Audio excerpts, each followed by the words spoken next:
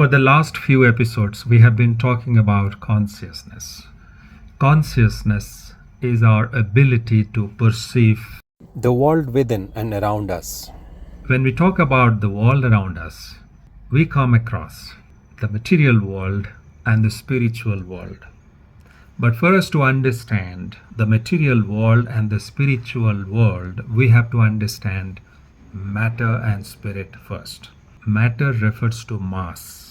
Matter is something that we can perceive through all our senses, which means we can feel it, we can touch it, we can see it, and so on. And also, matter has change of phases.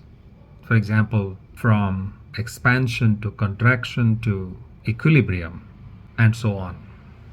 But spirit is something which cannot be perceived through all our senses. For example, there are different forms of energy which we can feel, but we cannot see them. A good example is the human body. Our body is matter or mass, which we can see and feel and touch, etc. And it is infused with energy, the life energy, which we can feel but we can't see. I think the famous equation by Einstein, E is equal to mc square, demonstrates that energy and matter, or spirit and matter, are not two different things. Rather, they are two different stages in the same continuum. So when energy is condensed, we get mass or matter.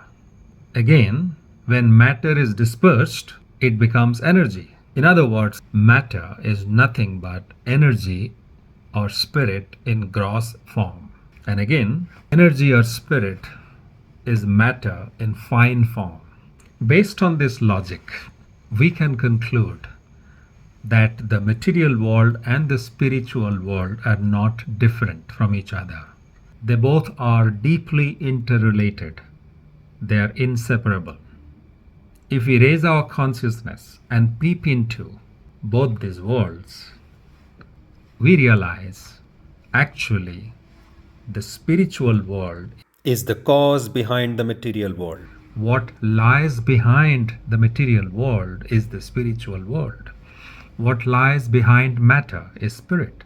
Energy or spirit is the cause behind matter. For example, every material object we have is the outcome of a thought. I have a watch because I had a desire or a thought about a watch. So procuring the watch is actually nothing but materializing an idea or a thought or a desire. So every material object is an outcome of a thought generated from a state of mind, and every state of mind is from an energy level. So which means all material objects that we see in this world are outcomes of thoughts at different states of mind from different energy levels. So every material object is an outcome of a thought generated from an energy level, which means all the material possessions I have been generated from a bunch of thoughts generated from different energy levels. So my material world can be defined as the world comprising of all my material possessions. Similarly, the world comprising of or consisting of all my thoughts, emotions, ideas, states of mind, which are the cause behind my material possessions, is my spiritual world. So from this, it is clear that the material world and the spiritual world are not separate from each other. They are deeply interrelated. The spiritual world is the cause behind the material world. But where lies the problem? The problem is we can perceive the material world through our normal senses, but we cannot perceive the spiritual world through our normal senses. But that does not mean that the spiritual world does not exist. It does exist. It's only that we cannot perceive that through our normal senses. For that, we need to elevate our level of consciousness. In other words, to perceive the spiritual world To perceive the finer, subtle world behind the material world, we need supra-sensory perception.